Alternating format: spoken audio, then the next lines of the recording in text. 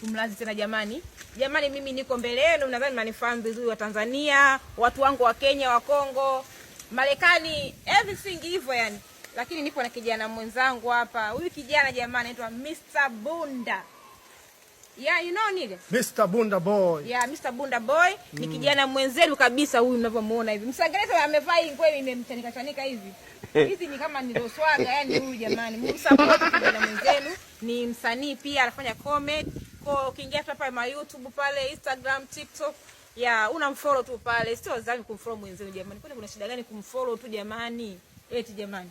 Ni kweli kwa sababu Mr. Bunda ana vitu vizuri. Kodi yangu mimi ni mzee pumbavu cha Simba kwa Malala. Hiyo ndo kodi yangu. Ukiingia kwenye akaunti zangu lazima utapata vitu vizuri. Au unasemaje? Jamani, mimi ndo hivyo, sina mengi ya kuongea. Zaidi tu nitalia jamani, tumsupport huyu kikaka huyu jamani, kaka na amevaa pete ya ndoa kabisa, akipete yenyewe ni ya kike. Msishangae kapete ni ya kike kabisa hii mlioiona. Lakini pia anaomba support yenu, mumsupport ma TikTok, ma Instagram.